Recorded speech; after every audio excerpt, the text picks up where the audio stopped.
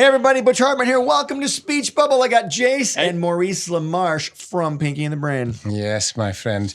Watch, and when I take over the world, you shall be spared. I'm scared. Roll the theme music.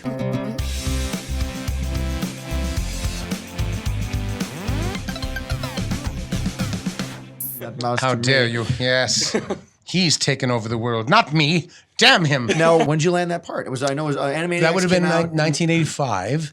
And so that's when I stopped. That's when I actually became legal. No.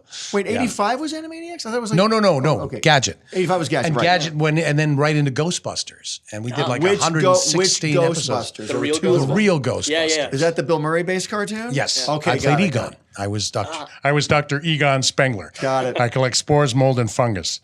And actually, next year is going to be the 30th anniversary of the cartoon. Of the cartoon. Wow. No, of the movie. Egon. Yeah. This reminds me of the time. the movie. Yeah. No, the movie was in '84, so it's. Oh, the 25th anniversary. I know they're planning to do some stuff. Okay. There's some stuff. Egon, this reminds me of the time you tried to drill a hole through your head. That would have worked if you hadn't stopped me. Great Harold Ramis. There you go. Who wrote Groundhog Day? Come on. Oh my God, such a brilliant film. I just watched. I'm a huge Harold fan, and he's the only Ghostbuster I didn't get to meet.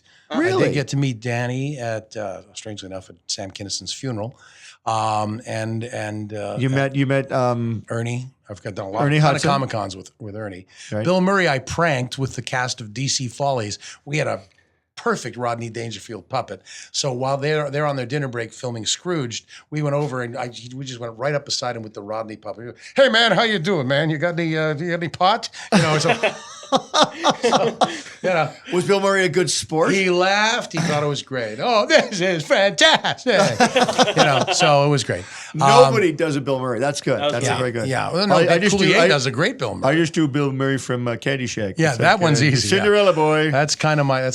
That was the voice I talked to my son in through half his childhood. That's everybody's go-to. Everyone can do that. He's got this guy.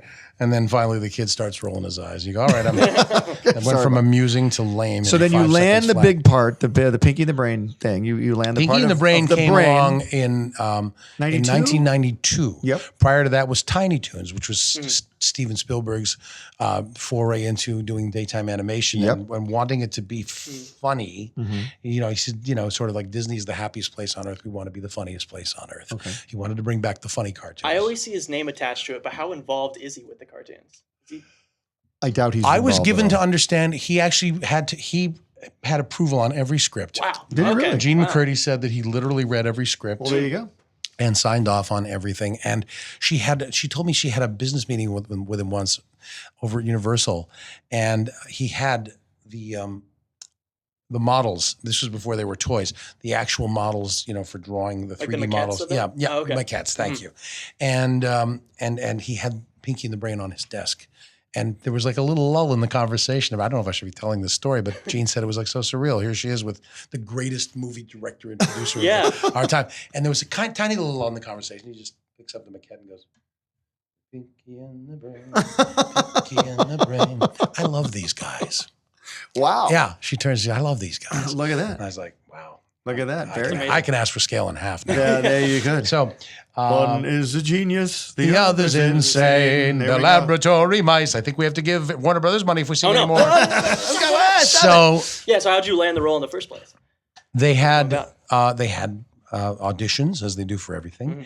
And because we were in the sort of the Tiny Toons family, they gave us first crack. And I actually had I don't know why they did this, because I'm one of my things that I'm really trying to conquer at 30 years in the business. I'm perpetually 5 minutes late for everything. You were late today. Was it? You were 5 minutes late. Was I 5 minutes late? You were 5 minutes late today. I was looking at my watch going, he's not here. Then you came in at 10:05. He's not here because I got off one exit before. There you go. I thought the exit before, they have very similar names. I'm just glad you showed up. I was glad to 5 minutes he later. shows up 5 minutes late for Steven Spielberg, 5 minutes late for you. So you're saying we're equal? No, it's the one thing I was actually spot on time for. I had the 9 a.m. audition. I was so nervous to be late that I actually showed up a half hour early and just sat in my car. And they didn't give us any materials, but I walked in and I was the first person, and they gave me the picture of the mouse. And I saw Orson Welles on that face. I was going to say, did they give you any direction or no? You just thought of it? So he's megalomaniacal. Right. I had to learn that word for the audition. Another big word, Jason. And another big word. He's a megalomaniacal lab mouse bent on taking over the world, and there's his face, and that's how he stands. And I just looked at him and went, well, Orson Welles. That's cool. They've drawn an Orson Welles lab mouse for me. That's amazing. They've created this character just for me because they know. See, I had gotten the famous frozen peas outtake tape, of Orson doing the frozen peas commercial for England, where he just has does he have a meltdown? Plays with these guys like a cat batting around a mouse. Yeah, I mean, he's like at one point he said, I'm trying to think of a clean part to tell you because it does get let's keep it as clean as we can. He goes, he ends it by going, now what is it you want in your depths of your ignorance? What is it you want? Whatever it is you want, I can't deliver because I just don't see it. And the guy director comes in and goes, oh, no, that was supposed to be fine. It really was. It isn't worth it. No money is worth this. And then he gets up and leaves. That's the climax of it. Oh, but I had God. the whole 5-minute outtake session memorized. The poor director. I feel terrible for that guy. Oh, yeah. And but as you listen to it, you sort of go, Wells is right, because they're micromanaging his syllables. And there's two directors, and one of them goes, "Could you emphasize a bit in July?" Why? That doesn't make any sense. Sorry, there's no known way of saying an English sentence in which you begin a sentence within and emphasize it. Get me a jury and show me how you can go. Well, that's awesome. So, I've cast voices like that as well. There'll be like a line of 30 people outside. First person walks in, and you're like, oh, that's it. I can't even imagine it a different way. Right. Rob actually did that on Fairly Odd Parents. We had a character, Mark the Alien. Hey, bro! Like this. We had an alien character. Right. I thought we were going to do like an alien voice or something. And Rob comes in, does a surfer. We're like, that's the guy. That's him. That's the guy. And I had to sit through 30 other guys, but Rob was it. Well, sometimes the first thing you hear is the best thing, and sometimes it's just the first thing you hear. I guess I would hate to cast anything. I